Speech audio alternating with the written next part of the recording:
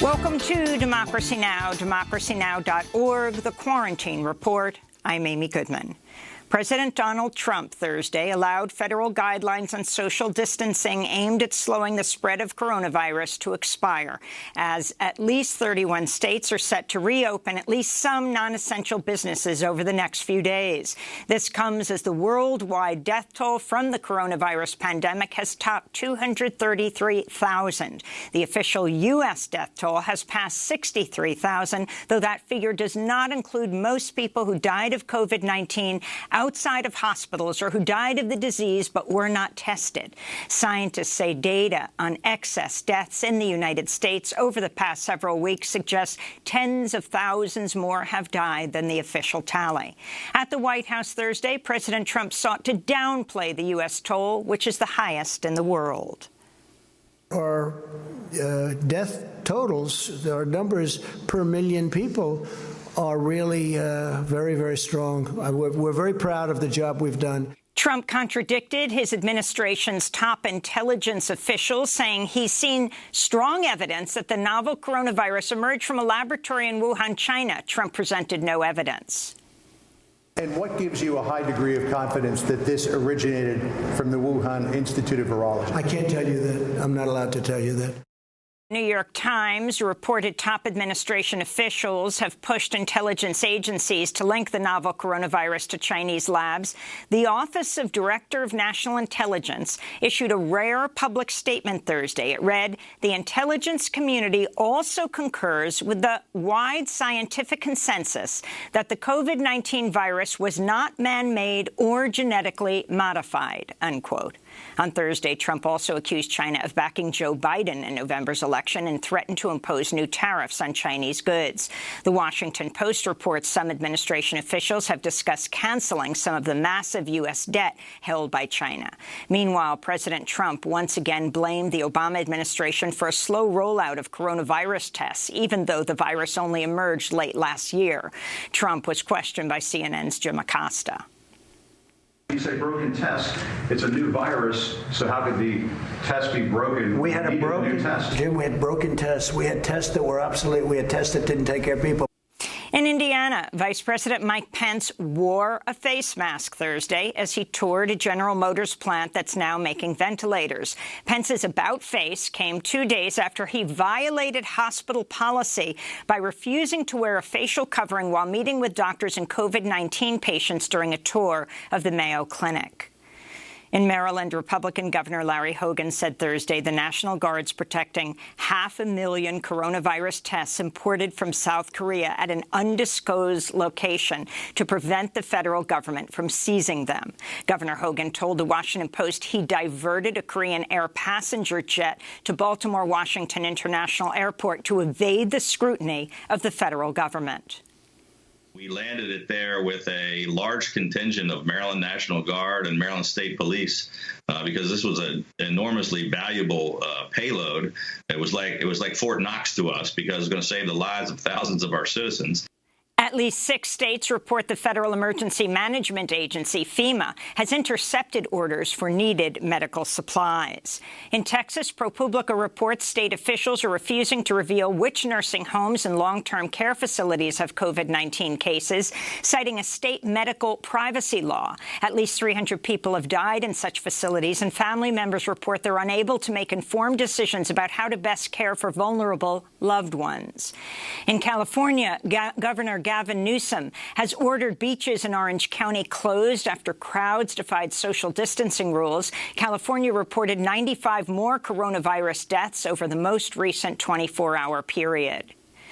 Here in New York, Governor Andrew Cuomo Thursday announced plans to deploy thousands of workers to trace the contacts of everyone who's tested positive for the coronavirus. Cuomo said he hopes to assign 30 contact tracers for every 100,000 New Yorkers. Billionaire former presidential candidate Michael Bloomberg will oversee the program. Governor Cuomo also announced that beginning May 6th, the New York City subway system will be shut down between 1 and 5 a.m. each day to clean and disinfect subway cars and stations. cancellations. It's the first time in over a century of New York subway history that transit officials have canceled 24-hour service across all subway lines.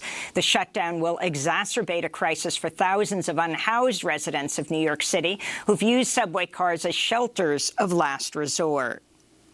In California, medical students and doctors with the UC San Francisco Do Not Harm Coalition staged a die-in outside the home of San Francisco Mayor London Breed Wednesday to protest her refusal to swiftly move unhoused people into hotel rooms.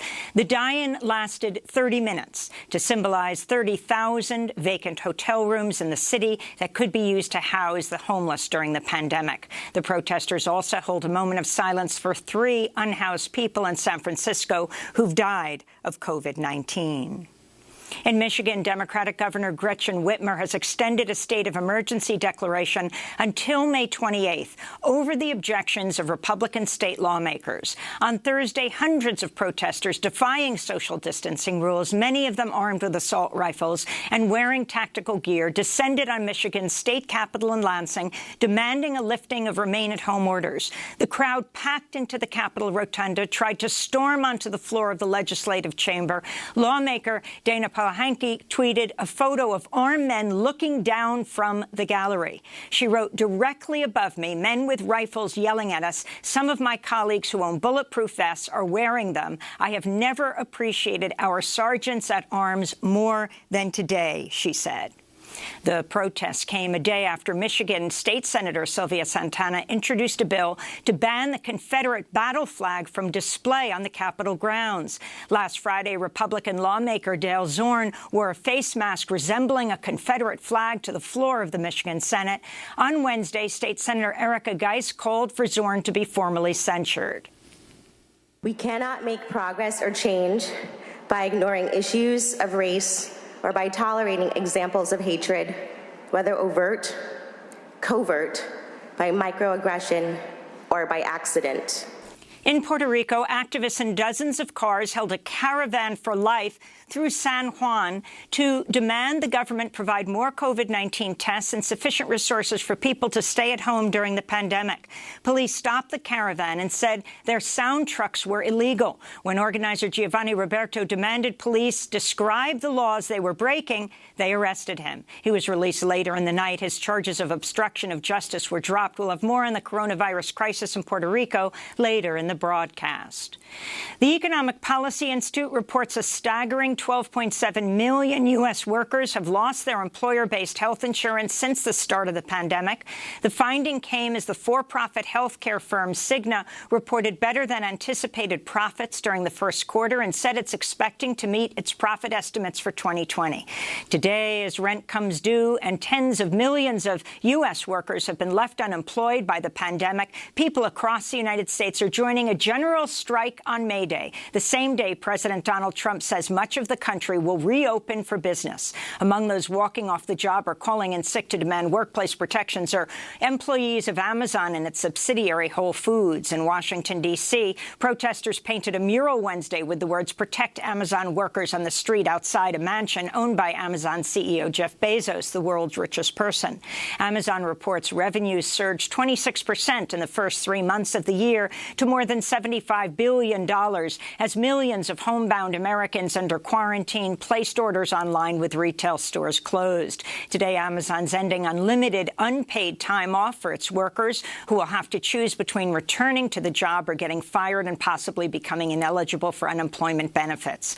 On Thursday, Amazon said a worker at a massive fulfillment center in Tracy, California, died of COVID-19, and others have tested positive for the disease at the warehouse. A federal appeals court Thursday ruled the Trump administration cannot withhold millions of dollars in funding from so-called sanctuary cities that refuse to cooperate with federal immigration enforcement. The ruling stems from a 2017 lawsuit filed by the city of Chicago against the Trump administration. On Wednesday, President Trump said he might withhold coronavirus aid from sanctuary states and cities unless they comply with federal immigration policies. In Southern California, immigrants jailed at the for-profit Adelanto ICE Processing Center are continuing a hunger strike to demand their release during the pandemic. Nationwide, nearly 500 people have tested positive for the virus in ICE immigration jails. This is Freddie, one of the hunger strikers. Yo soy una persona diabética, de presión alta. I am a diabetic with high blood pressure. We're on strike because we are afraid of getting infected with coronavirus. The center does not take adequate measures so that we can avoid getting infected. There is no social distancing, since we all line up at the dining room and they don't give us hand sanitizer. They don't give us masks for us to protect ourselves. In Vietnam, public health officials say they've succeeded in containing the coronavirus outbreak after responding quickly and aggressively to test large numbers of people and isolate those infected with the virus. According to Reuters, Vietnam now has the highest ratio of COVID-19 tests to confirm cases in the world. Vietnam is officially reporting 270 cases and no deaths. The former national police chief of Honduras has been charged in a federal court in New York of trafficking tons of cocaine into the United States on behalf of Honduran President Juan Orlando Hernandez and the president's already convicted brother. The official, Juan Carlos Bonilla, is accused of participating in, quote, extreme violence, including the murder of a rival trafficker to further the conspiracy, unquote. Bonilla once worked closely with the DEA, the U.S. Drug Enforcement Administration. Democratic presidential candidate Joe Biden has responded to sexual assault allegations against him for the first time, breaking his silence after weeks of mounting pressure.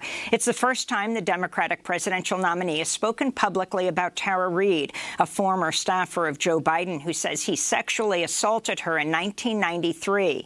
In a statement Friday morning, Biden said, quote, I want to address allegations by a former staffer that I engaged in misconduct 27 years ago. They aren't true. This never happened, he said.